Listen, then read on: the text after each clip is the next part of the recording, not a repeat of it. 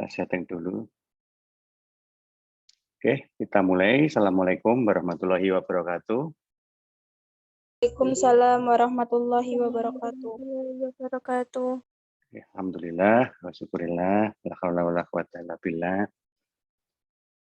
Siang hari yang gerimis ini, kita bisa melakukan pengalian jadwal dari perkuliahan kita yang seharusnya kemarin. Kita alihkan hari ini yang rencananya tadi jam ketiga ya, jam 13. Tapi tadi ada undangan dari PP Muhammadiyah, saya harus ikut Zoom juga jam 1, jadi ya kita agak majukan lah. Kebetulan di jam kedua tidak ada kegiatan ya, jadi kita mulai saja untuk awal perkuliahan kita di mata kuliah anggaran. Oke, sebagaimana yang sudah kita sepakati minggu yang lalu bahwa untuk kelas D3 itu kita pisah dengan kelas S1 terkait dengan pelaksanaan kuliah anggaran. Karena memang kalau saya lihat di nama mata kuliahnya dan informasi dari Buka Prodi, untuk kelas D3 itu mengarahnya ke praktek. Ya, betul begitu ya. Mengarahnya pembelajarannya itu ke praktikum. Nah, sehingga saya tawarkan sekarang ke kalian semua. Kalau memang mengarahnya ke praktikum, yang jelas pertama, nanti kita tidak bisa daring, harus luring. Ya. Jelas itu yang pertama. Karena kalau praktikum didaringkan terus biaya kan repot, gitu kan ya. Ya, kecuali terpaksa. Ya, terpaksa itu apa-apa mesti bisa. Yang jelas mayoritas nanti ke luring. Sehingga setiap hari Selasa pukul 10 ya jadwal kita, nanti kita harus ketemu di kelas.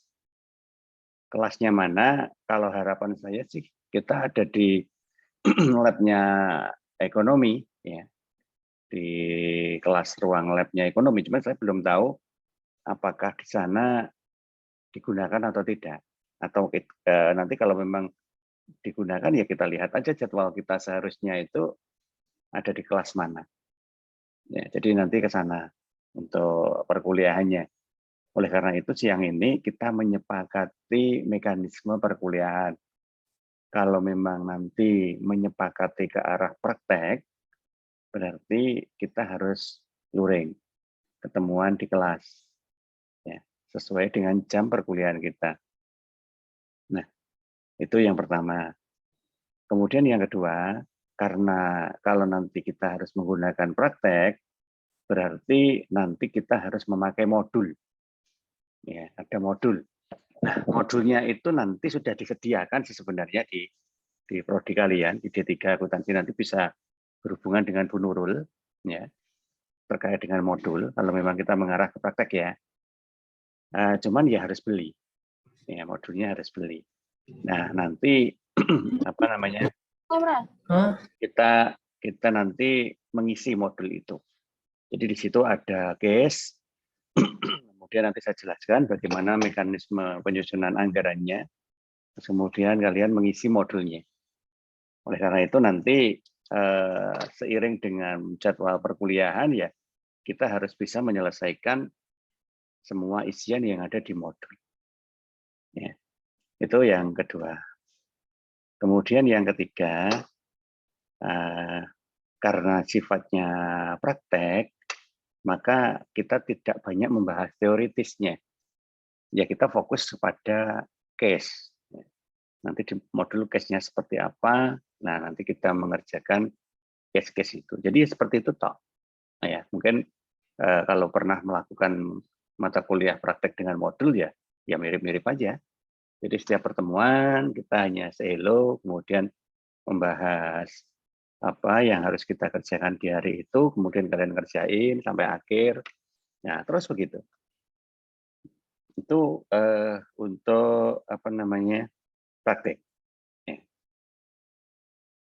Nah, kemudian yang kedua opsinya adalah bukan praktik, tapi teoritis.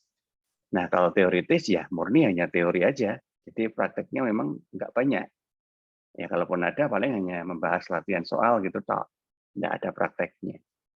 Sama dengan kurikulum yang diberikan untuk S1. Nah, S1 memang sifatnya tidak ada praktek, sehingga lebih banyak ke teori-teori anggaran dan mekanisme penyusunan soalnya ya berdasarkan dari case, seperti yang ada di manajemen keuangan, seperti itu aja. Nah, seperti itu. Nah, kalau seperti itu kita masih bisa daring kuliahnya, karena lebih banyak tutorial, belum banyak mengarah ke pekerjaan teknis. Nah, oleh karena itu, monggo kita sepakati dulu untuk perkuliahan kita itu yang seperti apa. Karena saya belum bisa nge-share ini RPS, rencana pembelajaran dalam 1 semester, sebelum kita menyepakati dulu apa mekanisme perkuliahan yang akan kita lakukan. Oke, monggo silakan. Siapa yang mau bercerita?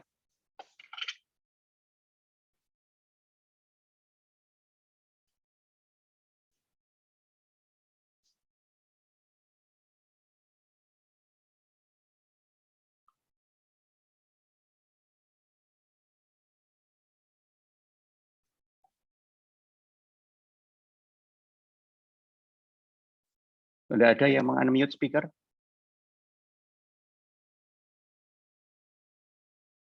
Semua speakernya masih merah.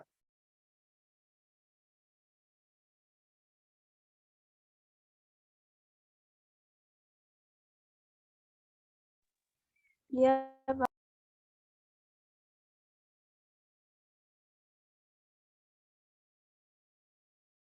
Mbak Fauzia tadi ya.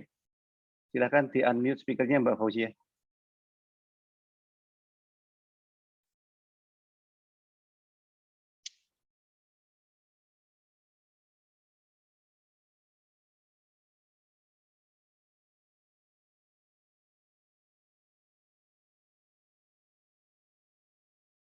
Sampun, Pak. Oke, monggo silakan disampaikan. Tawaran yang saya sampaikan tadi mana yang dipilih?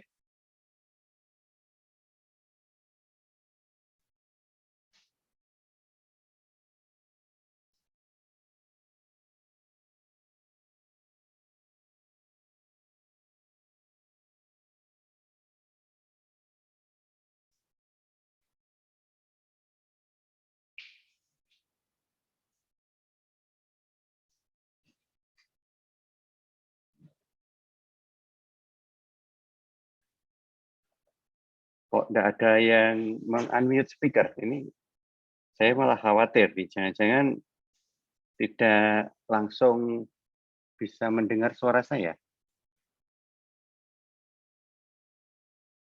Gimana? Tadi putus-putus, Pak. Oh, sekarang, gimana sekarang? Enggak, Pak. Ya, oke, monggo silakan. Kita menggunakan mekanisme praktek atau menggunakan mekanisme teoritis untuk pembahasan materi anggaran di D3. Monggo silakan disampaikan. Praktek aja deh, Pak. Oh gitu ya. Oke, yang lain gimana? Ini baru Mbak Fauziah loh. Iya Pak, sama praktik juga. Oke, ya oke. Saya anggap yang lain juga menyetujui. Nah, Oke, kalau Pak. begitu, oke, kalau begitu gini, besok ya, besok monggo menghubungi Bu Nurul ya. Besok menghubungi Bu Nurul untuk teknis pembelian buku praktikumnya, modul praktikumnya. Ya, Iya, Pak. saya harapkan minggu depan hari Selasa kita masuk jam 10, nanti tak cek juga lah ruangan untuk kita ketemuan, nanti bisa nggak di lab ya. Kalau bisa di lab nanti kita ketemuannya di lab aja ya. Kalau nggak bisa di lab ya nanti kita cari ruang lain lah, atau mungkin sesuai dengan jadwal. Nanti saya kabari lewat grup. Nah, minggu depan itu saya harapkan sudah membawa ya buku modulnya, supaya nanti kita bisa membahas isi dari modul itu seperti apa dan bagaimana mekanisme pengisiannya. Ya. Nah, jadi begitu untuk teknis kuliah kita di anggaran ya. Nah, kalau memang kita sudah menyepakati bahwa kita menggunakan mekanisme praktikum ya, berarti nanti saya ubah beberapa mekanisme perkuliahan yang sudah saya tulis di RPS. Nah, karena belum saya share karena kita menunggu ini ya. Dengan menggunakan mekanisme praktikum seperti yang tadi saya ceritakan. Ya, jadi kita ketemuan, ngisi case, ketemuan, ngisi case, begitu terus. Oke, ada yang ditanyakan sementara terkait dengan teknis perkuliahan kita? Setiap pertemuan offline atau gimana, Pak? Atau selang-seling? Offline, Mbak. Jadi karena kita praktikum ya, karena praktek, maka kita offline. Jadi selalu bertemu, ya, tidak selang-seling. Jadi daringnya sekali ini aja, daringnya sekali ini. Atau saya kabari kalau misalkan pas saya nggak bisa hadir, ya, pas saya nggak bisa hadir, tetapi saya bisa mendaringkan apa materinya, ya nanti kita daring. Ya, cuman gitu aja. Tapi pastinya kita apa namanya secara luring.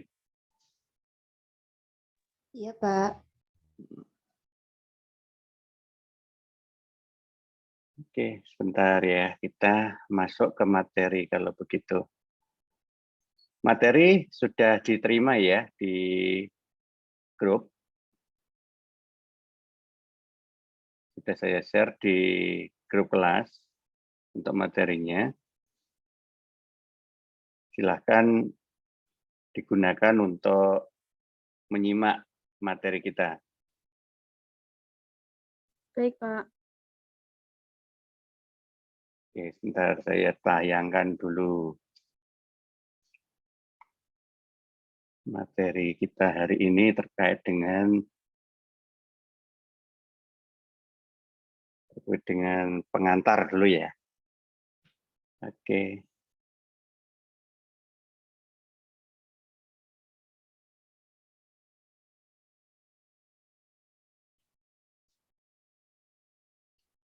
Oke, sudah bisa kebaca ya, sudah bisa muncul ya di komputer kalian.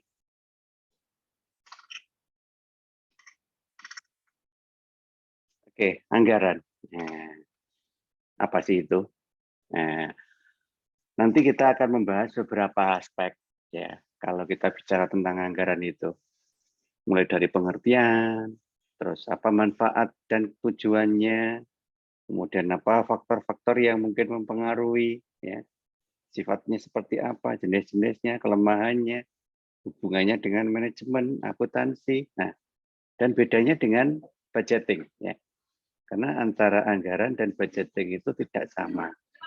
Jadi kalian tidak boleh menyamakan anggaran dan budgeting, tidak boleh, karena beda. Ya walaupun arah dari pembahasannya sama, ya, tetapi pada prinsipnya itu tidak sama sepenuhnya, atau ya bahasa Inggrisnya anggaran itu ya budgeting, ini nggak bisa kita menyampaikan seperti itu.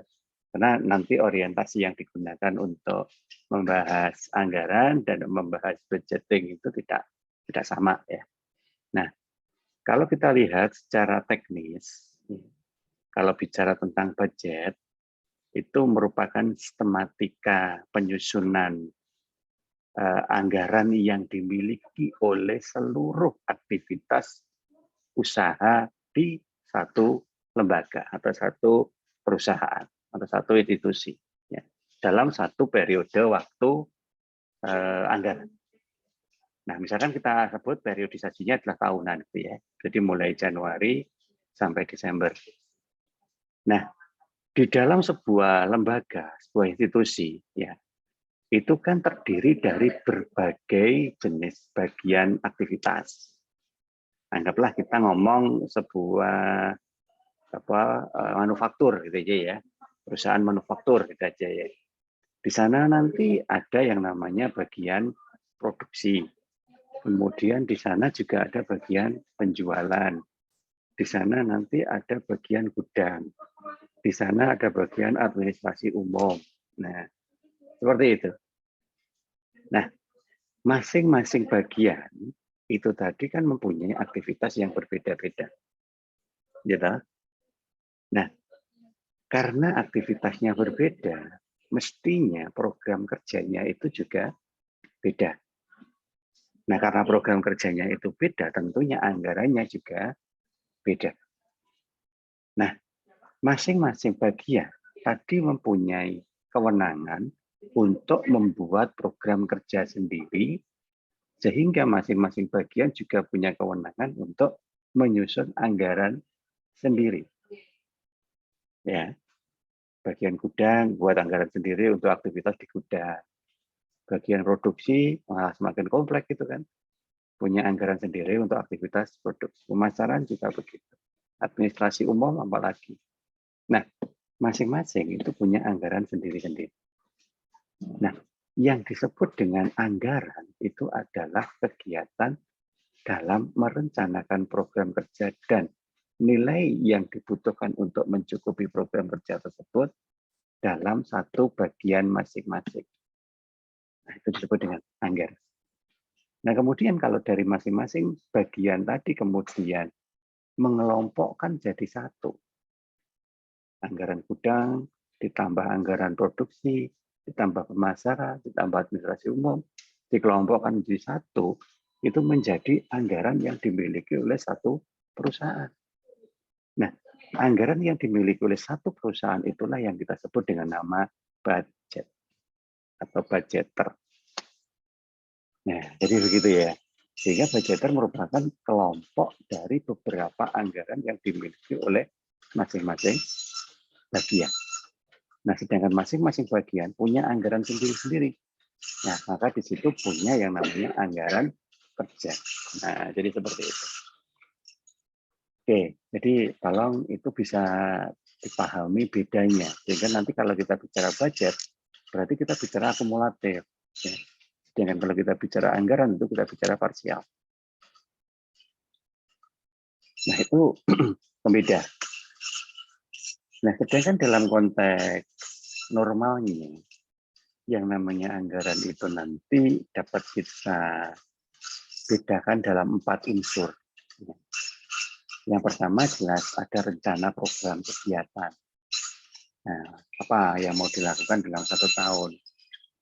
Nah, tentunya di dalam rencana program kegiatan itu harus meliputi seluruh aktivitas kegiatan di bagian tersebut.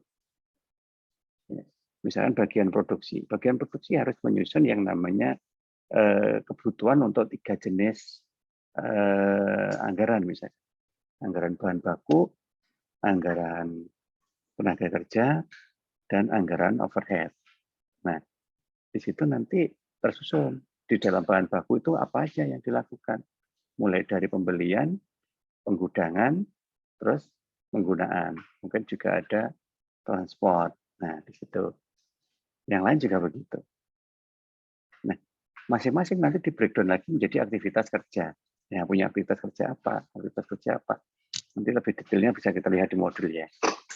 Nah, dari situlah kemudian ada nominal yang digunakan untuk aktivitas selama 1 tahun tadi. Misalkan tadi di produksi ada bahan baku. Bahan baku selama 1 tahun dianggar berapa?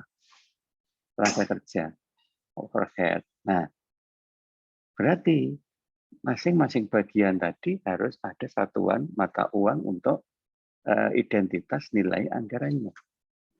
Nah, kalau kita rupiah ya berarti berapa rupiah yang ada di situ. Nah, kemudian setelah kita bisa menentukan berapa nilai masing-masing kegiatan, maka kita juga merencanakan kegiatan itu dilakukan kapan.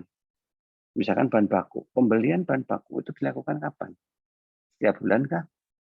Oke, kalau memang setiap bulan itu dilakukan di minggu keberapa? Oh, minggu pertama. Jadi minggu pertama setiap bulan itu selalu pengadaan bahan baku. Nah, jadi di situ ada batas waktunya, ada jangka waktunya. Nah, atau yang lain juga begitu. Biasanya jangka waktu itu nanti dibedakan dalam 2 kelompok. Yang pertama, kelompok jangka waktu yang sifatnya rutin, ya. Rutin, strategis yang rutin. Ya, jadi ya kejadiannya mengulang-ulang aja. Oh, ternyata di bahan baku itu ada satu bahan baku itu yang selalu dikirim dalam waktu yang tetap. Setiap tanggal 5 di bulan apapun itu bahan baku itu selalu ada. Nah, berarti kan itu rutin. Nilainya juga sama, jumlahnya juga tetap. Nah, berarti itu namanya rutin. Karena apa? Karena secara waktu dia selalu sama dari bulan ke bulan. Nah, yang lain apa? Tenaga kerja.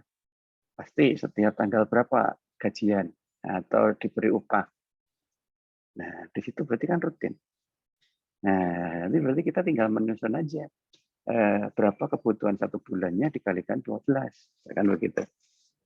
Nah, itu yang sifatnya rutin atau strategis. Dan juga yang sifatnya yang kedua yaitu taktis atau pengembangan ya sifatnya.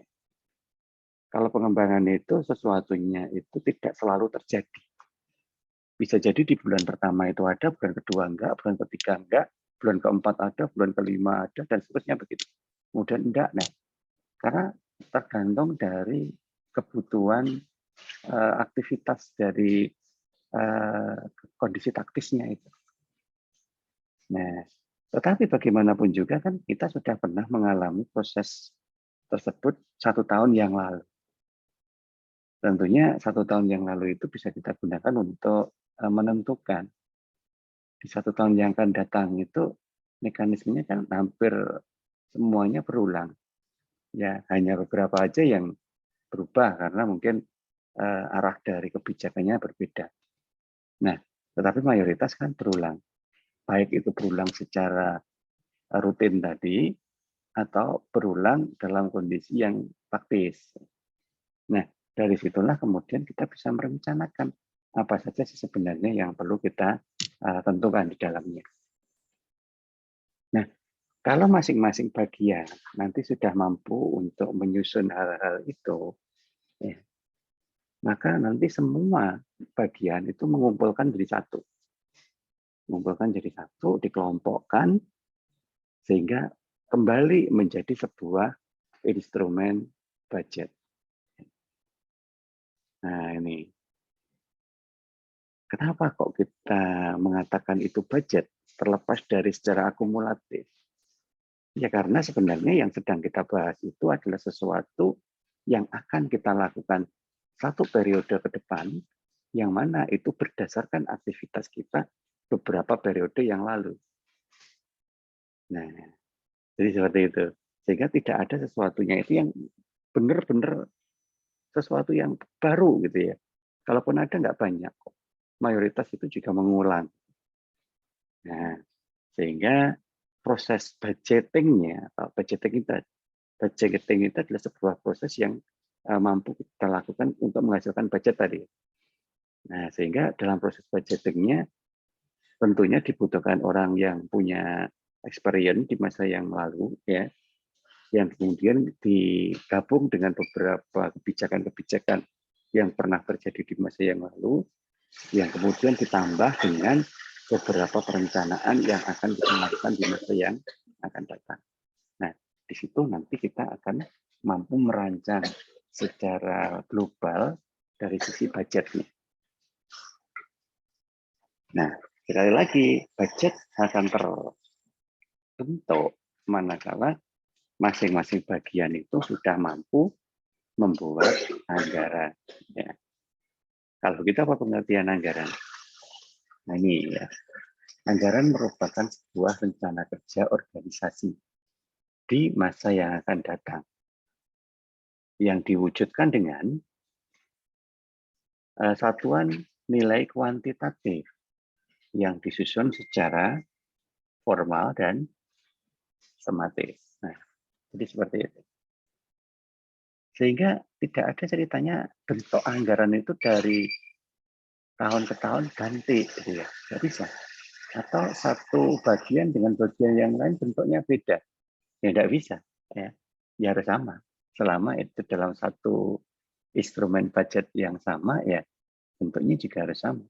Ya hanya isinya aja yang berbeda. Nah, karena apa? Karena harus formal dan sistematis. Dan sekali lagi di situ harus ada nilai yang bisa dinyatakan dalam satuan kuantitatif, rupiah. Nggak boleh kemudian di rupiahnya itu kosong atau diisi seadanya, ditulis itu. Nggak boleh. Jadi kalau kuantitatif ya harus angka. Berapa? 1 juta, 10 juta, 100 juta. Nah, itu harus. Ini harus muncul. Mungkin ada yang sudah bertanya, loh Pak, dari tadi kita bicara tentang anggaran belanja, terus uangnya berasal dari mana nanti ya? Karena kita baru membahas anggaran dalam posisi penggunaan, anggaran belanja. Ya, jadi nanti kita di belakang akan coba compare itu dengan pendapatannya. Nah, kembali lagi ke anggaran. Sekarang Pak, boleh nggak misalkan kita menyusun anggaran itu angkanya sama persis dengan yang tahun sebelumnya? Sebenarnya kalau secara prinsip nggak boleh. Ya, secara prinsip nggak boleh. Kenapa? Karena kita tidak bisa membuat sebuah estimasi kejadian yang sama persis dengan apa yang sudah ada. Kan aneh kan, wong kejadian tahun lalu kok sama persis kayak dejavu begitu kan nggak mungkin. Nah, oleh karena itulah maka kita menggunakan sebuah mekanisme yang disebut dengan nama ramalan atau proyeksi. Dan itu tidak sama loh ya, jangan disamakan. Ramalan dan proyeksi itu enggak sama. Yang pertama ketika kita bicara ramalan. Nah, ramalan itu sebenarnya dipakai untuk sesuatu yang sifatnya rutin. Karena memang ya begitu-begitu aja kejadiannya. Ya. Sehingga kita bisa membuat itu adalah sebuah ramalan. Apa itu ramalan? Ramalan itu adalah sebuah prediksi atas sesuatu yang akan terjadi tanpa ada usaha untuk mempengaruhi terjadi atau tidaknya kondisi tersebut. Ya, itu ramalan. Jadi, karena sifatnya itu rutin, maka ya sudahlah. Wong itu ya selalu berulang. Biasanya tenaga kerja tadi misalkan ya. Kan semua itu kan pasti ini ada alokasi dana untuk gaji atau upah misalnya. Kan tidak mungkin itu kemudian, oh tidak ada untuk bulan ini kosong. Tidak mungkin. Nah, berarti kan sesuatunya itu selalu terjadi. Sehingga kita tidak ada campur tangan, tidak ada intervensi apapun terkait dengan data ramalan untuk alokasi gaji dan upah tadi, ya sudah. Selesai. Berapa orang, kemudian masing-masing upahnya berapa, masing-masing gajinya berapa. Nah, kemudian itu nanti kita hitung. Kita masukkan 1 bulan, kalikan 12. Nah, selesai. Itu menjadi sebuah ramalan. Nah, yang lain juga begitu. Nah, apalagi misalnya, ya ini ATK. Kalau pekerjaan kita itu ya tidak ada sesuatu yang sifatnya jeglek untuk kebutuhan ATK, ya sudah ATK kita asumsikan. Ya, kalaupun ada up-nya ya di up mungkin ya nggak sampai 5% lah dari anggaran tahun lalu. Nah, di sini kita bisa menghitung dengan menggunakan metode ramalan. Tapi beda cerita dengan proyeksi. Ya, karena proyeksi itu adalah perkiraan juga sih, sama dengan ramalan tadi, tentang sesuatu yang akan terjadi jika kondisi yang lain terjadi lebih dulu. Artinya ada faktor yang sangat signifikan pengaruhnya terkait dengan kondisi tersebut. Nah, itu kita menghitungnya pakai proyeksi. Contohnya apa? Ya, contohnya kalau kita mau menjual barang, ya, penjualan. Kita kan tidak tahu di luar sana itu siapa saja nanti yang akan berkompetisi. Siapa saja nanti yang akan mempengaruhi banyak atau sedikitnya jumlah anggaran yang kita terima dari sisi pendapatan penjualan. Nah, oleh karena itu kita harus mengumpulkan beberapa data. Beberapa data yang nanti digunakan untuk membuat hitungan tentang potensi jumlah barang terjual, baik itu dalam unit maupun dalam moneter.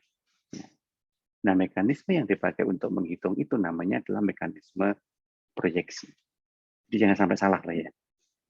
Nah, kalau sesuatunya itu memang belum bisa dipastikan, maka kita pakai proyeksi. Tapi kalau sesuatunya itu sesuatu yang rutin dan berulang, itu menggunakan ramalan.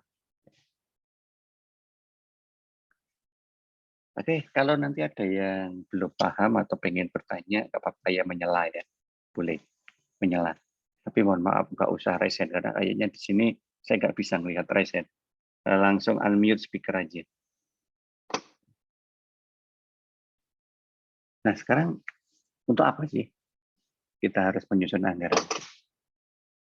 Kalau kalian pernah terlibat dalam sebuah organisasi, saya yakin sedikit banyak itu merasakan, walaupun belum tahu sepenuhnya, tapi kan merasakan bagaimana sebuah progres pekerjaan manakala dia mempunyai dasar perencanaan dan progres pekerjaan yang suka-suka, ya. Sak sire, sak karepe, sak isone, sak butuhe, sak obre, ya, suka-suka.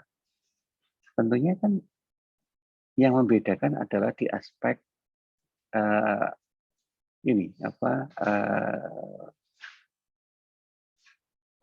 istilahnya ya, mekanisme ya, lebih mengarah ke sana ya, mekanisme pekerjaan.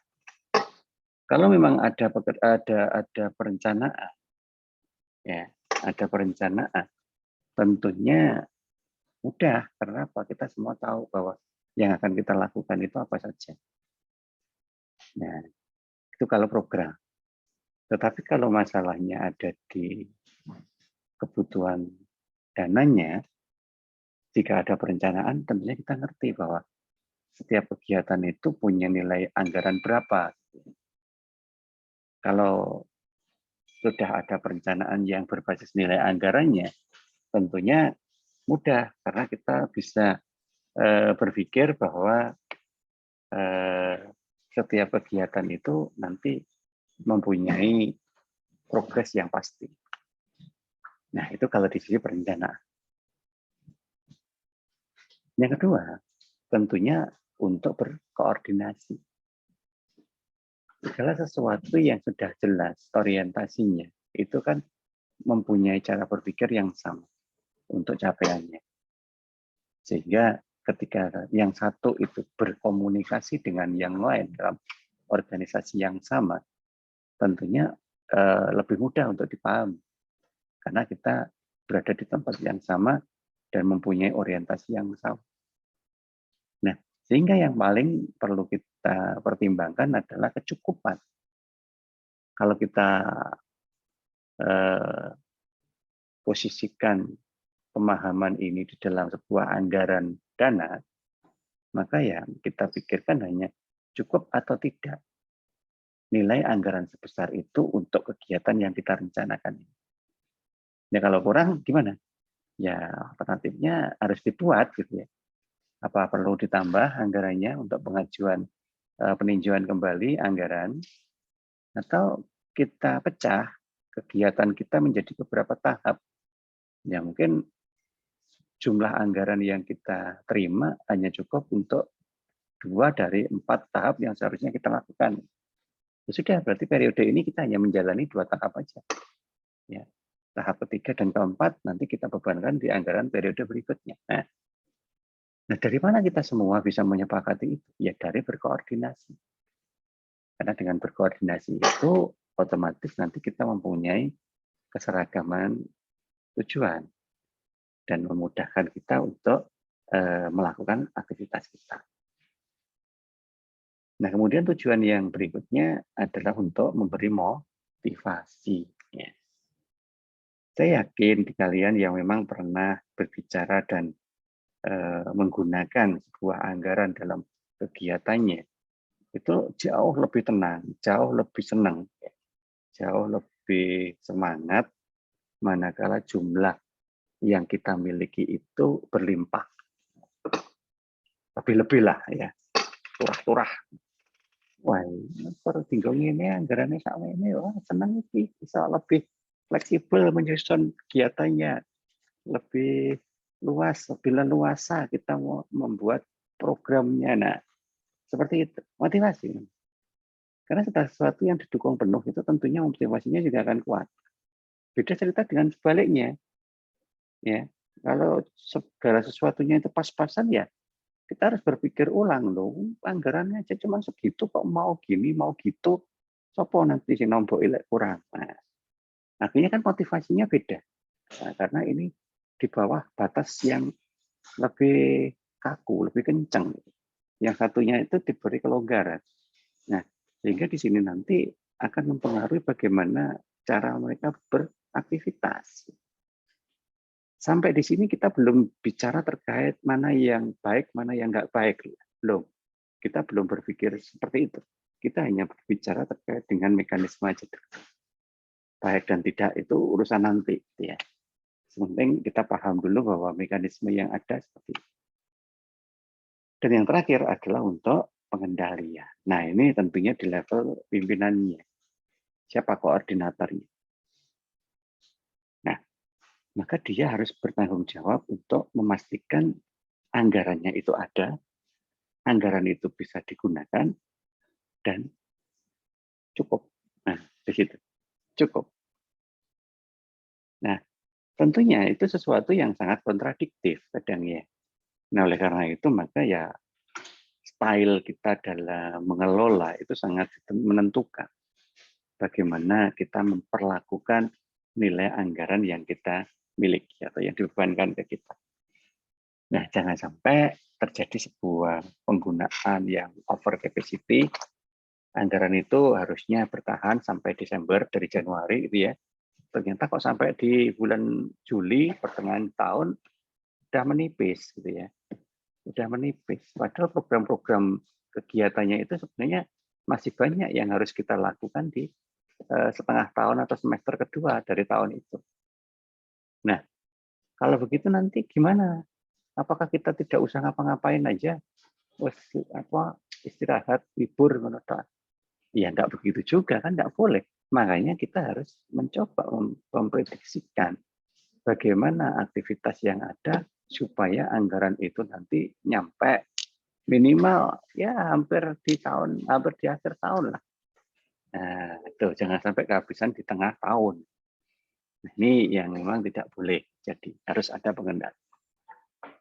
Nah, itu ketika kita bicara anggaran secara parsial ya di masing-masing bagian.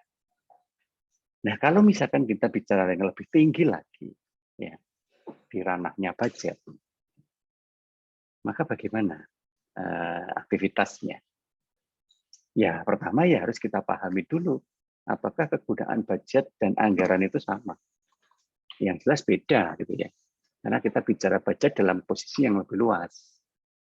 Ya, karena itu bicara lebih luas berarti sifatnya lebih makro ya. Sebagai sebuah pedoman kerja. Sehingga di situ memberikan arah dari aktivitasnya sekaligus target yang harus dicapai ya. Targetnya apa? Maka dari target itulah yang kita gunakan untuk membangun arah. Kemudian yang kedua juga untuk koordinasi antar bagian. Karena nggak mungkin bagian itu berdiri sendiri. Bagian produksi pasti koordinasi dengan gudang. Yang mana bisa dia itu bekerja tanpa ngerti kondisi yang ada di gudang dari persediaannya. Ya kan? Sehingga nanti ada koordinasi kerja bersama di situ antar kelompok. Atau tadi kalau kita bicara anggaran ya hanya antar komponen pelaksana aja. Nah, di sini tentunya kita tidak akan bisa melakukan manakala tidak ada bahan yang didiskusikan. Anggaran ini adalah bahan yang didiskusikan. Dan yang ketiga tentunya untuk evaluasi tadi, untuk pengawasan. Ya, makanya biasanya di akhir tahun nanti ada evaluasi terkait dengan kinerja anggaran itu. Dilihat dari apa? Ya dari capaian realisasinya dan target yang diperoleh. Balance atau tidak. Kalau realisasi anggaran itu gede, misalkan sampai ke defisit gitu ya, tetapi targetnya itu meleset kabeh, ya berarti kan itu evaluasinya buruk gitu kan. Ya, buruk. Atau sebaliknya, kalau targetnya itu banyak yang terpenuhi, tetapi masih tersisa anggarannya, maka kita harus bisa memastikan bahwa sisa anggaran itu bukan karena ketidakterserapan, tetapi karena mampu untuk membangun efisiensi anggaran. Nah, jadi seperti itu. Oke ya. Nah, sehingga dari sinilah kita harus mulai bisa memahami sebenarnya seperti apa anggaran itu nanti dipakai. Ya paling tidak kita coba lihatlah ciri-cirinya ini. Jadi dinyatakan dalam satuan moneter, ya. Atau mungkin juga bisa satuan unit, ya bisa jumlah barangnya. Umumnya ya minimal tuh jangka waktunya setahun, gitu ya, minimal. Ya, baik itu anggaran maupun budget ya sama minimal setahun. Punya dasar komitmen dalam pelaksanaannya. Ya. Karena kalau tidak ada dasar komitmen, dan nanti kan punya cara berpikir yang beda-beda, ya kan? Kalau cara berpikirnya beda-beda, pimpinan mintanya begini, bawaannya bisanya begini, nggak match, nggak nyambung. Berarti anggaran itu nggak fungsi dong. Ya, begitu nanti ujungnya. Kemudian ketika nanti anggaran itu sudah disahkan secara utuh, ya, nanti kan di dalam anggaran itu ada waktu penggunaannya kapan. Misalkan tadi Januari. Januari minggu pertama apa yang akan dilakukan? Oh ini, menggunakan anggaran mana? Oh ini, berarti kan harus ada usulan. Ya, sebelum aktivitasnya itu terjadi, harus ada pengusulan untuk pencairan anggaran. Ya, gitu. Nah, sehingga usulan-usulan itu nanti harus berdasarkan approve atau ke persetujuan dari pejabat yang berwenang. Ya. Nah, artinya apa? Artinya harus ada pengesahan.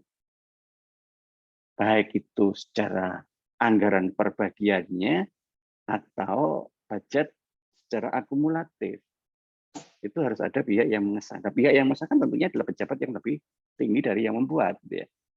Misalkan yang membuat itu bagian keuangan aja. Nah, nanti yang mengesahkan siapa? Pimpinan. Ya, yang ada di pimpinannya situ apa levelnya? Monggo.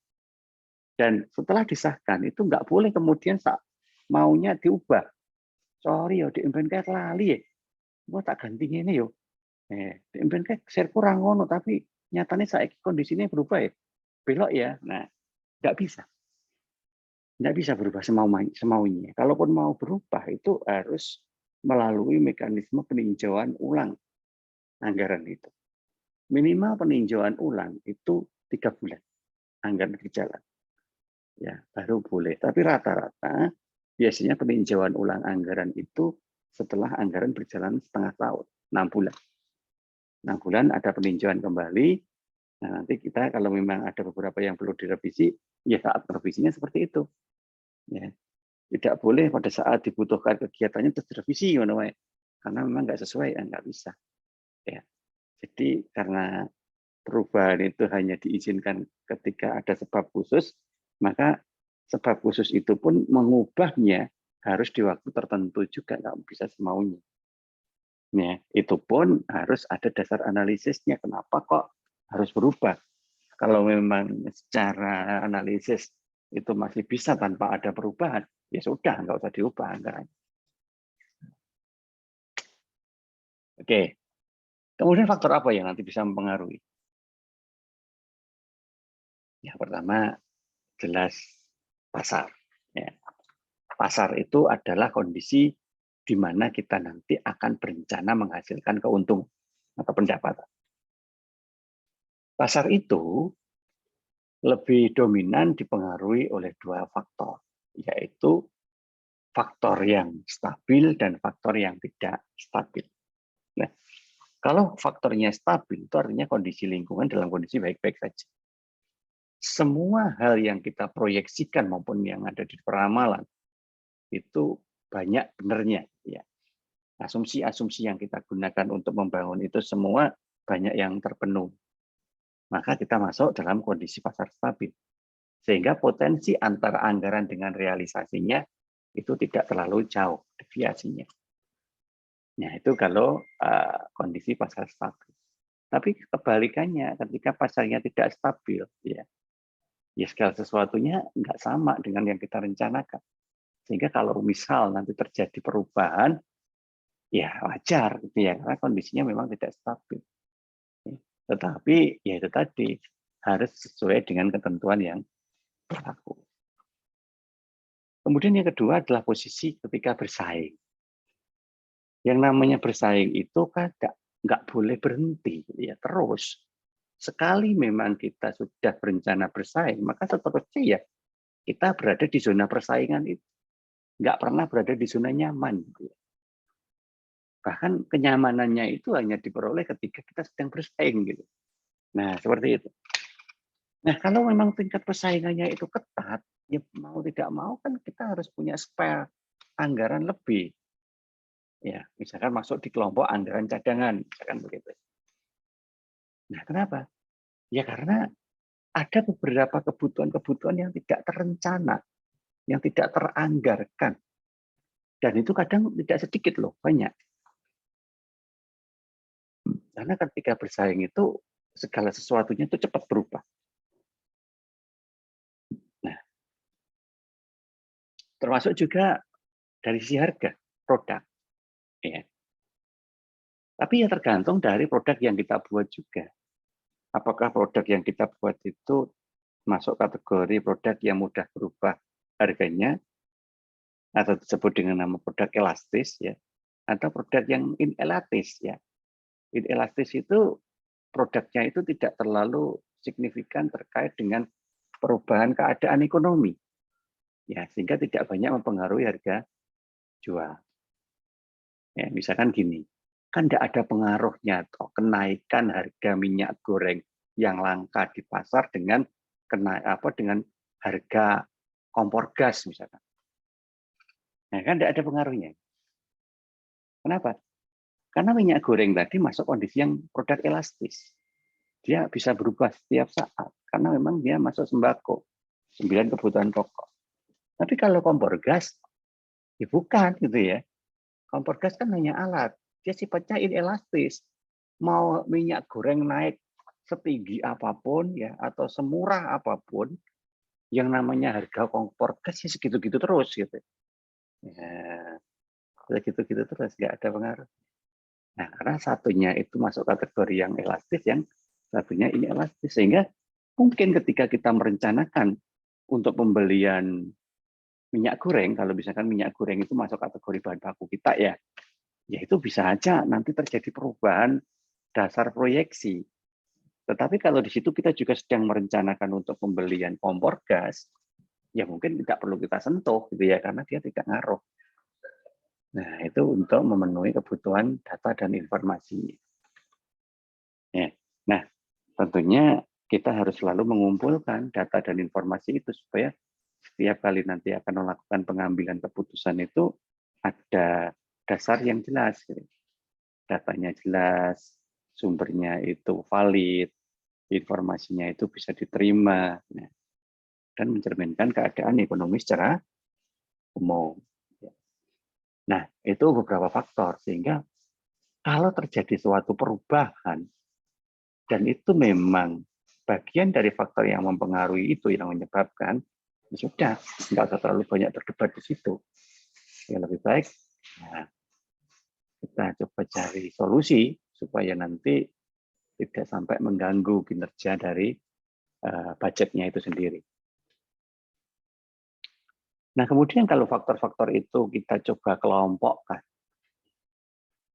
nanti kita akan memperoleh 2 bagian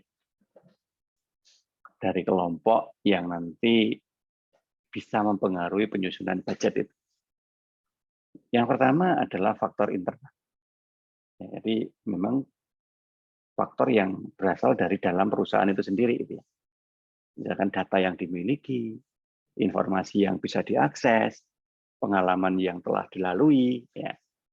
Nah, itu beberapa hal yang mungkin menjadi titik penting secara internal dalam menyusun budget. Ya. Kalau faktor itu kita breakdown lebih jauh, nanti ya seperti itu. Mungkin untuk faktor yang paling mempengaruhi adalah penjualan, ya karena nanti akan mempengaruhi anggaran pendapatannya. Nah, penjualan sekarang itu kita rencanakan berdasarkan kondisi ekonomi yang sekarang terjadi.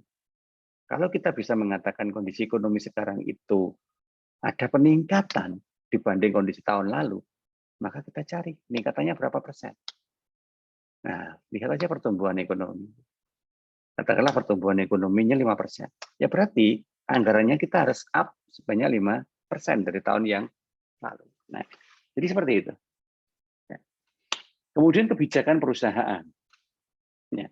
Kebijakan itu biasanya kan berdasarkan dari akses informasi yang diperoleh. Sehingga ketika ternyata akses informasi yang kita terima itu mengarah pada sesuatu yang belum terencanakan, ya pasti aja nanti di situ akan terpengaruh juga jumlah anggaran yang disiapkan. Kemudian kapasitas produksi, kita mampu membuat seberapa banyak dalam satu waktu, ya. Misalkan waktunya adalah harian, ya. Sehari kita mampu membuat berapa?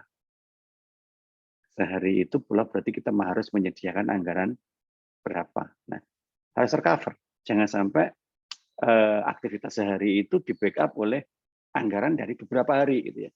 Wah, itu repot nanti. Karena apa? Karena waktunya nggak match, nggak sama.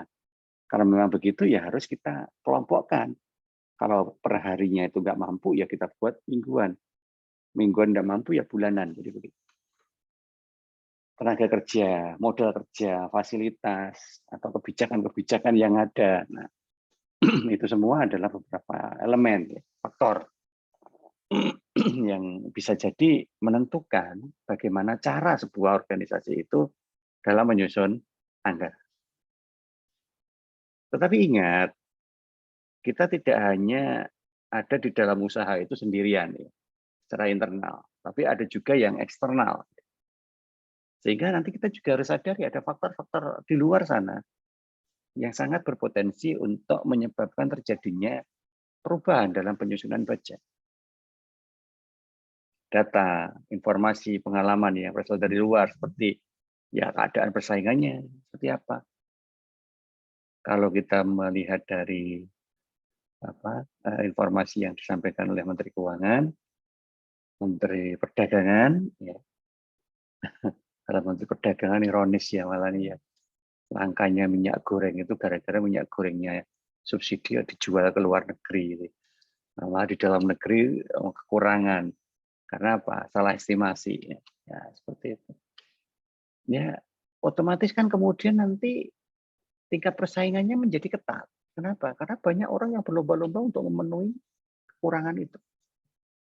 Nah, sehingga ketika tingkat persaingannya tinggi dan kita itu berada pada suatu usaha yang berada di persaingan itu juga, ya mau nggak mau kita juga harus ikut lari. Karena teman-teman di sekitar kita itu lari, masa kita jalan terus, ketinggalan nanti. Nah, seperti itu.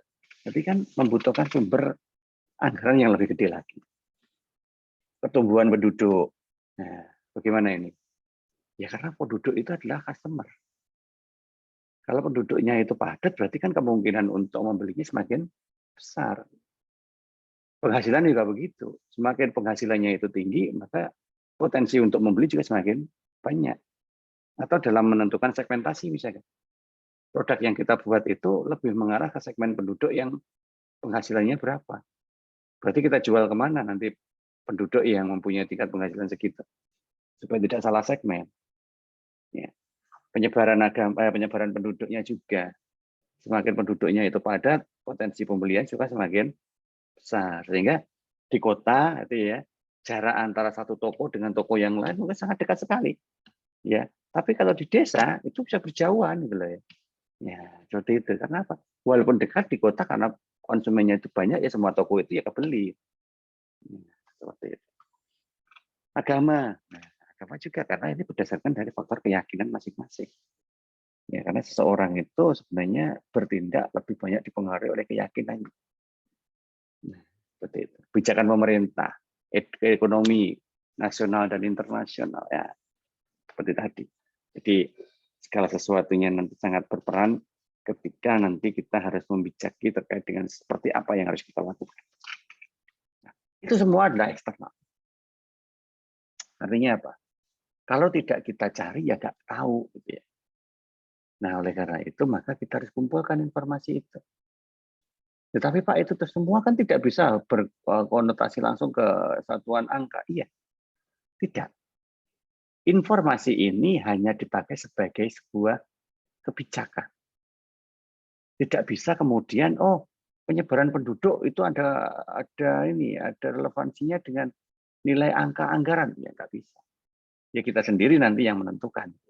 Itu kan hanya informasi aja. Nah oleh karena itu supaya untuk memudahkan nanti kita melihat anggaran itu dari dua sifat. Yang pertama yang sifatnya statis dan yang kedua yang sifatnya fleksibel. Statis itu tetap. Nah, tetap itu biasanya segala sesuatu yang rutin, gitu ya. Ya segitu-gitu terus. Kayak biaya gaji seperti itu ya. Selama tidak ada perubahan jumlah orang atau perubahan jumlah gaji, ya maka tidak akan ada perubahan statis. Tapi beda dengan yang upah. Karena upah itu kan terpengaruh di waktu, terpengaruh juga di unit. Maka dia masuk kategori fleksibel. Ya. Fleksibel yang continuous. Ya, begitu kan. Fleksibel ada dua. Ada fleksibel tapi tetap dan ada fleksibel tapi continuous. Ya, tetap itu biasanya kejadiannya cuma sesekali aja. Jadi nggak selalu ada. Ya, kayak misalkan untuk pengembangan tadi ya. Wah, ini kita perlu mendatangkan mentor ini untuk melatih karyawan yang akan mengoperasikan mesin baru. Ya, misalkan begitu. Nah, itu fake kan undangnya kan tidak tiap bulan. Ya mungkin sebulan, seminggu gitu lah dalam satu bulan. Bulan berikutnya kan nggak diundang lagi. Ya paling tinggal komunikasi aja, WA-WA-an atau telepon-teleponan gitu. Nah, itu anggarannya kan tidak sama. Tuh, kalau kita lihat dari sifatnya ya. Kemudian kalau dilihat dari jenisnya, nah ini tadi. Kalau kita bicara kelompok, itu kita bisa mengelompokkan dalam banyak aspek. Misalkan kelompok anggaran operasional. Nah, di mana di dalam kelompok anggaran operasional itu ada sub-subnya lagi. Yang anggaran penjualan, produksi, bahan baku, dan seterusnya. Itu adalah sub dari anggaran operasional. Nah, kemudian kelompok yang kedua apa? Nah, mungkin ada anggaran produksi. Nah, di anggaran produksi yang keluar dari operasional ini.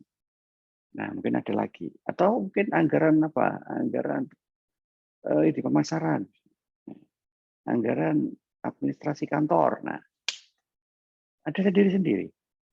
Nah, anggaran operasional, anggaran penjualan, anggaran administrasi kantor, itu semua kalau dikumpulkan, itu jadi budget. Ya, jadi budget. Nah, sedangkan anggarannya itu per bagian tadi. Ya, kemudian ada juga ini anggaran keuangan, anggaran kas, neraca. Sehingga kita harus bisa memposisikan masing-masing dari kelompok anggaran itu atas pengaruh atau hubungannya dengan elemen yang ada dalam perusahaan. Ya, dalam pengelolaan perusahaan elemennya itu ada pihak manajemen dan ada pihak accounting, administrasi umum tadi ya, kita sebut aja accounting. Nah, budget itu bagi manajemen adalah sebuah alat. Ya, sehingga budget tanpa manajemen itu ya nggak fungsi gitu ya, karena alat tanpa operator gitu kan. Karena manajemen adalah operatornya, budget adalah alatnya. Sehingga di situ kalau bersama-sama bisa match. Berjalanlah sebuah mesin yang disebut dengan organisasi. Ya. Budget yang baik dan sempurna itu tidak menjamin bahwa pelaksanaan di realisasinya juga akan baik. Ya, tidak menjamin. Kita susun budget yang bagus, budgetnya itu banyak, wes anggaplah kategori bagus itu karena banyak, wes banyak, longgar. Ya belum tentu nanti ketika dalam pelaksanaannya, ketika dilonggari itu terus tujuannya pasti tercapai. Kecuali manajemen yang mengelola itu handal atau terampil. Nah, di sinilah. Jadi segala sesuatu itu kembali ke manajemennya. Nah, sehingga dengan adanya manajemen, maka budget mampu untuk dikendalikan. Itu kalau dengan manajemen. Kalau akuntansi bagaimana? Nah, akuntansi kan sifatnya historis nih. Ya. Jadi segala sesuatunya itu sudah pernah terjadi. Nah, akuntansi itu lebih cenderung memberikan informasi dan realitas untuk membangun proyeksi maupun peramalan, untuk membuat taksiran, gitu ya. Sehingga fungsi akuntansi di sini adalah sebagai data masa lalu, data historis, bahwa kemarin realitasnya itu terjadi sebesar sekian, ada kekurangan atau kelebihan atau sama atau apa, kemudian potensi di dalam perkembangannya menjadi ada kenaikan sekian, sehingga tahun ini kita menetapkan sekian. Itu karena apa? Taksirannya harus jelas dasarnya. Nah, ketika itu sudah terjadi, maka nanti kita baru bisa menentukan bagaimana prosedur yang harus dilakukan dalam menyusun anggaran. Mulai dari pedomannya, persiapan-persiapan yang membutuhkan data dan informasi, kemudian menentukan berapa anggaran yang akan kita berikan tahun ini, dan yang terakhir pasti di pelaksanaannya. Nah, di dalam pelaksanaan itu jangan lupa ada evaluasi. Karena dengan evaluasi itu nanti bisa dipakai untuk masukan lagi dalam menyusun anggaran tahun yang akan datang. Nah, jadi seperti itu prosedurnya ya. Nah, oleh karena itulah maka nanti siapapun yang bertugas untuk membuat anggaran itu harus mampu menyusun beberapa informasi, ya, melakukan analisis terhadap data dan informasi tersebut, kemudian menetapkan sistematika yang harus kita lalui. Sistematikanya seperti apa? Masing-masing biasanya punya pola sendiri-sendiri, gitu ya. Berkoordinasi untuk pelaksanaannya tentunya ini sangat berkaitan dengan waktu, gitu ya. Waktunya seperti apa nanti kita akan susun itu. Kemudian kita olah data dan informasinya itu untuk evaluasi, ya. Nah, karena evaluasi itu nanti akan dipakai untuk penentuan di periode yang berikutnya. Nah, sekarang yang nggak kalah pentingnya lagi adalah proses penyusunan anggaran. Nah, karena kita mengenal ada dua proses penyusunan anggaran itu. Yang pertama itu top down, dari atas ke bawah. Artinya gini, anggaran itu ditentukan oleh pimpinan. Ketika pimpinan itu sudah menentukan anggaran, maka bawahan itu tinggal menjalankan aja. Karena sudah ditetapkan, kamu bagian ini, anggaranmu segini, dipakai untuk ini. Kamu bagian ini, anggaranmu segini, dipakai untuk ini, dan gitu. Udah, yang di bawah pasif aja, nunggu, gitu ya. Nah, nanti kan dikasih juga. Nah, itu tanda. Jadi ditentukan oleh pimpinan, bawahan tinggal menggunakan. Dan sebaliknya, ada yang bottom up, dari bawah ke atas. Artinya gini, semua pihak yang akan menggunakan anggaran itu diberi kebebasan untuk menentukan apa program kerjanya dan berapa anggaran yang dibutuhkan. Dari bawah, jadi masing-masing kan pelaksananya ada di bawah toh. Nah, mereka nyusun sendiri. Oh, saya mau ini, mau itu. Masing-masing nanti anggarannya sekian. Selama itu real, ya, realistis, ya sudah itu diusulkan. Nah, pimpinan nanti tinggal collecting aja, mengumpulkan dari bagian itu, kumpulin bagian sana, terus gabung jadi satu. Nah, yang harus dilakukan oleh pimpinan di masing-masing bagian untuk menyusun anggaran di bagiannya masing-masing berdasarkan usulan dari semua pihak yang ada di bagian itu, kemudian masing-masing bagian nanti setor lagi ke atas, ya, ke pimpinan pusat, ya, untuk digabung di situ menjadi budget. Nah, itu bottom up. Nanti pengertiannya monggo dibaca ya, secara teoritisnya seperti itu. Nah, ini top down ya. Nah, di metode top down ya, dari atas ke bawah ya. Itu biasanya ada beberapa metode, ada 5 ya, metode yang dipakai untuk menyusun anggaran dengan model top down. Yang pertama adalah metode kemampuan atau affordable. Artinya gini, pimpinan pusat itu melihat potensi perolehan pendapatan kita secara akumulatif. Kemampuan kita itu berdasarkan dari perolehan pendapatan yang kita miliki dalam 1 tahun. Nah, 1 tahun itu kemudian kita share untuk semua bagian. Ya karena mampunya segitu, ya maka masing-masing dapatnya ya segitu. Nah, karena harus berbagi. Nah, itu kalau metode yang affordable. Metode yang kedua adalah arbitrary. Arbitrary itu bebas, suka-suka gitu ya. Jadi biasanya like and dislike itu penting di sini. Wah, saya senang sama bagian sana itu, bagus itu progresnya. Tak kasihlah di situ 30%. Bagian sana itu apa itu kerja dolanan baik 10% ya. Bagian sana ya lumayan lah kasih 25%. Nah, jadi begitu, suka-suka. Namanya arbitrary. Ya. Kemudian yang ketiga adalah persentase penjualan. Nah, jadi penjualannya ada berapa? Oh, sekian. Total penjual itu ada 100%. Ya, nanti 100% itu kita coba pecah. Siapa yang paling aktif? Oh, paling aktif ada di sana. Oke, berarti pembebanannya sekian persen. Yang tidak aktif, semakin tidak aktif, pembebanannya semakin sedikit. Nah, itu persentase penjualan. Yang keempat, competitivity, ya tingkat persaingan. Kayak tadi saya sebut di depan tadi ya. Ya, sedang bersaing atau tidak sedang bersaing. Semakin bersaingnya itu ketat, ya, maka harus semakin banyak anggaran yang kita support ke situ. Karena kita tidak tahu pesaing itu nanti akan ngapain gitu kan. Tiba-tiba di pertengahan tahun jelek dia itu melakukan sesuatu yang tidak kita duga. Lah, kita kan kalah gitu nanti. Semakin dia itu cepat larinya, semakin kita ketinggalan, maka semakin tidak dikenal orang. Nah, oleh karena itu untuk mengimbangi setidaknya kita punya dana yang cukup. Dan yang terakhir adalah return on investment, yaitu tingkat pengembalian investasinya.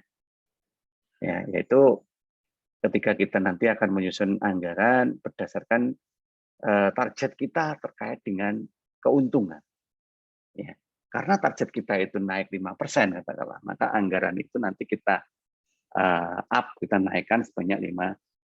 Nah, tinggal kita share aja untuk bagian mana yang paling banyak berkontribusi untuk kenaikan pendapatan. Nah, itu kalau metode yang dipakai oleh top down ya. Beda cerita dengan bottom up. Ya, pengertiannya bisa dibaca ya dari pengertian yang tadi saya jelaskan ya. Metode yang dipakai oleh bottom up itu nggak banyak, lebih sedikit ya karena dari bawah gitu ya. Yang pertama ya objective and task method ya, metode tujuan dan tugas. Pertama, si bagian masing-masing tadi dari skop terkecil itu dicek dulu datanya. Dia mau ngapain sih? Ya, tujuan dia itu mau ngapain dalam satu periode ini. Nah, disusunlah, tentukan. Nah, karena dia tujuannya mau ke sana, ya sudah, kita kasih tugas untuk ini, untuk ini, untuk ini, untuk ini. Ya.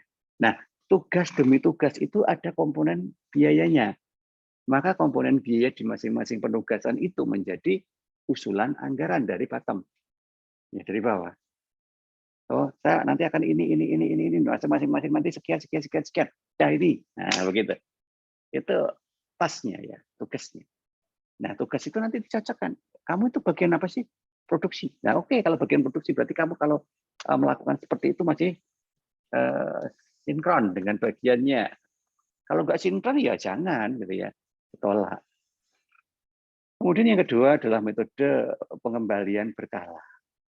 Artinya seperti prinsip investasi gitu ya. Akhirnya bertahap gitu ya. Gini, bagian produksi, bagian bottom lah, sebuah apa bagiannya. Pihak yang ada di bawah itu kan paling ngerti terkait dengan teknis ya. Paling ngerti terkait dengan teknis. Artinya teknis itu juga sangat paham bahwa bisa jadi ketika di awal periode pekerjaan itu kita belum mampu menghasilkan keuntungan. Perusahaan baru mulai operasional, ya bisa saja rugi, gitu ya, karena ya banyak faktor. Secara pendapatan kita belum tinggi, tapi secara biaya kita udah banyak. Karena kita harus setidaknya selevel dengan kompetitor yang ada di sekitar kita. Ya, setidaknya harus level. Tapi perolehannya belum banyak karena kita belum dikenal orang. Piye? Ya bisa jadi tahap pertama kita rugi. ya udah rugi-rugi aja, defisit berarti ya. Yang penting di tahun kedua, di progres berikutnya, kita harus meningkat. Paling tidak meningkatnya itu mengurangi defisit. Syukur kalau sudah mampu BEP, impas. Nah, gitu. Kemudian di periode berikutnya lagi, sudah mulai menanamkan keuntungan walaupun cuma sedikit. Dan seterusnya. Nah, itu kan ada progres. Berarti kita menyusun anggarannya juga begitu. Yang pertama memang kita defisit. Kedua impas. Ketiga baru surplus. Nah, itu namanya buyout planning, pengembalian berkah.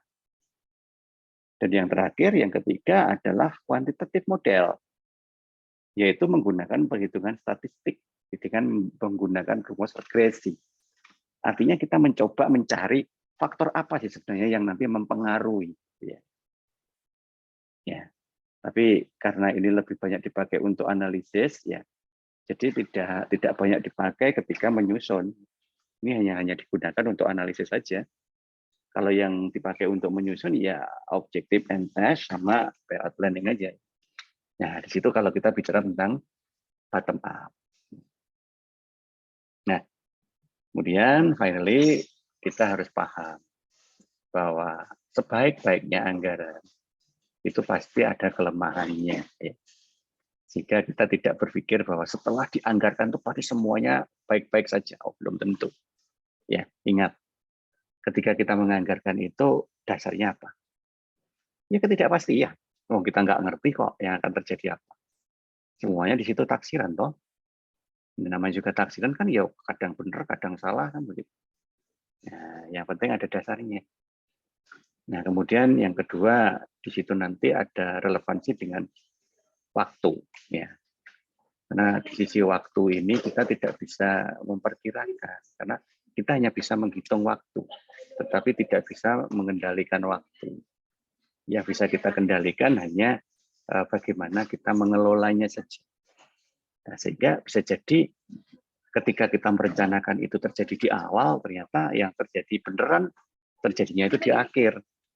Sehingga ujung-ujungnya kita bisa menemukan suatu nilai alokasi yang tidak efektif. Nah, ya, tapi oke lah, itu nggak ada masalah.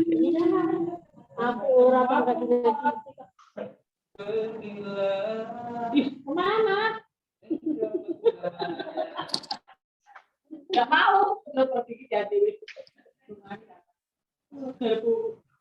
Oke, sudah ada yang ribut, berarti sudah selesai. Gitu ya.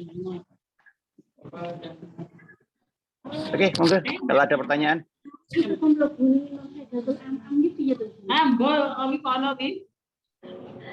Aku ya ngambil dari MM ya nanti kapan? Kayak Pak Aris jadi Aris Hartono yang bakal.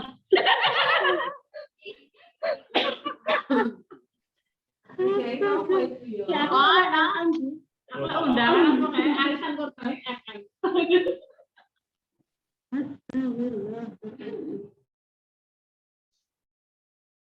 Oke, ada yang perlu ditanyakan?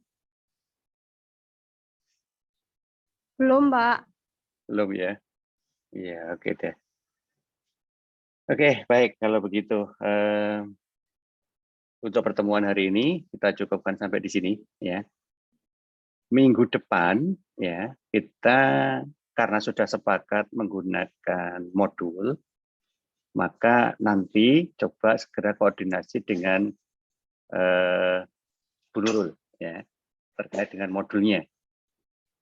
Nah, usahakan semuanya punya, nggak boleh kok kelompok ya. Sak kelas modulnya siji ya nggak bisa ya. Di masing-masing harus punya. Nah, kemudian hari Selasa jam 10 minggu depan ya, kita coba lihat kondisi modulnya seperti apa. Saya juga belum mempelajari modul itu ya. Jadi kita pelajari bersama-sama. Kita nanti tentukan ruangan ya, karena kita kalau praktek ya harus luring ya. Kita tentukan ruangannya. Estimasi saya kita pakai di ruang lab ya. Lantai berapa? Lab ekonomi itu ya, lantai 4 ya. Nah, di sana kalau nanti kepake ya kita cari ruangan yang lain lah. Nanti kita cek dulu. Kalau kalian bisa menemukan ruangannya lebih dulu ya nggak apa-apa. Coba nanti dicek apakah hari Selasa pukul 10 itu ruangan lab kepake enggak? Ruangan lab yang yang bukan lab akuntansi, lab apa? Bukan lab komputer ya, yang labnya D3 itu. Nah itu lab manual.